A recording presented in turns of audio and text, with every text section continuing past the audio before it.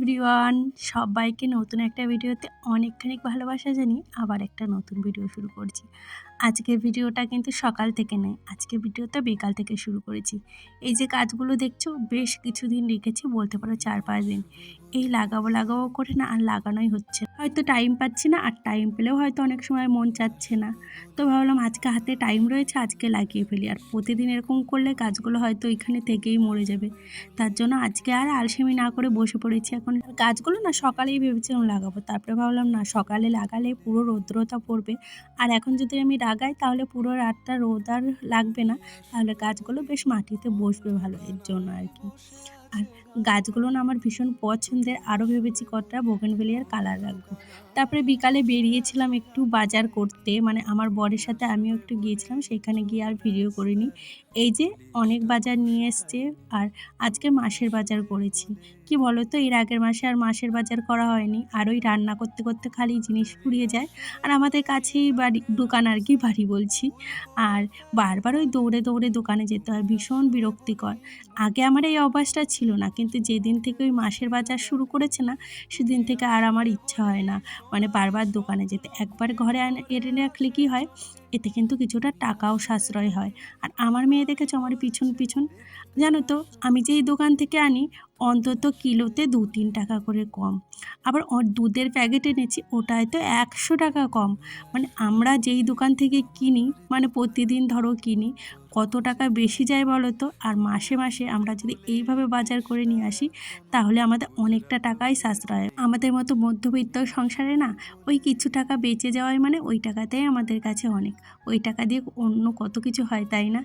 যাই হোক, আর এই যে আমি বলছিলাম, দেখো যেই টাকাগুলো মানে তোমার কম লাগছে, সেই টাকাগুলো কিন্তু আমাকে দেবে, আমি রেখে দেবো, অন্য সময় একটা অন্য কাজে আসবে। সে আর আমাকে আর দেয় না, তবুও আমি ভাবি একটু যদি সাশ্রয় হয়। আমাদের মধ্যবিত্ত সব ঘরেই বোধহয় এরকম একটু একটু ভেবে থাকি, তাই না? যাই হোক, এই যে আমি সব কৌটোর ভিতর ঢুকিয়ে গুছিয়ে রেখেছি, আর কিছুটা বেশি বেশি যেইগুলো সেগুলো এটার ভিতর রেখে দিয়েছি। আর এই যে দুটো পেটির ভিতর আমি গুছিয়ে রেখেছি, যখন যেটা লাগবে আর কি নেব। কি বলো তো, সবটা আমি মানে কৌটোগুলোই ঢালি না, মানে অল্প অল্প করে নিয়ে আর অল্প অল্প করে ঘরে রেখে দিই।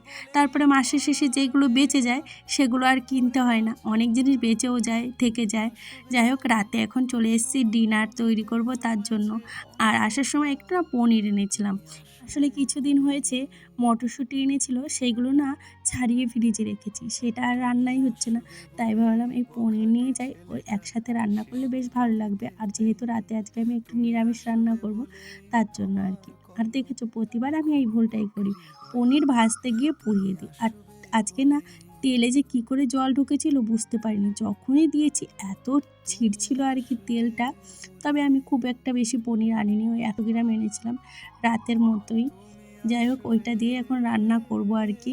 আর কি বলো তো, রাতে আমাদের প্রতিদিন বাড়িতে রুটি হয়, বাট আজকে ভাবলাম না, রুটি করব না, একটু পরোটা করি, খেতে আর কি ভালো লাগবে। প্রতিদিন একই খাবার, একঘেয়েমি খাবার খেতে ভালো লাগে না।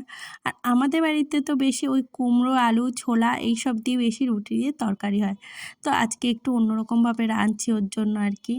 আর জানো তো, বেশি একটা বাটাবুটি মশলা কিছু দিইনি, ইচ্ছাও করছিল না, যেহেতু অনেকটা রাত হয়ে গেছিলো।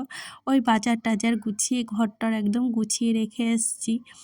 ওই যে জিরে আর একটু শুকনো লঙ্কা ভেজে বেটে দিয়েছি। আর এইদিকে বেলে দিচ্ছিল মা, মানে আমার মা পায়ে ব্যথা বলে ওই মানে পা মেলিয়ে আর কি বেলে, না হলে পারে না। মাকে বলছিলাম থাক, তোমার করতে হবে না, আমি করে দিই। এটা হলো, মা এসেছিলো, তার মাঝেকার ভিডিও তোমরা দেখেছো। আমার মা চলে গেছে, আগের ভিডিওতে দেখিয়েছে আর কি। প্রতিদিন ভাবছি ভিডিও দেবো, কী কারণে হচ্ছেই না, পেরে উঠছি না।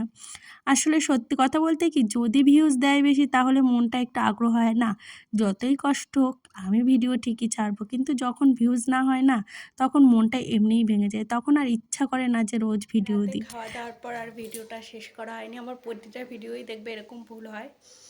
তো আজকে ভিডিওটা শেষ করলাম। ভিডিওটা ভালো লাগলে প্লিজ একটা লাইক কমেন্ট করে যেও।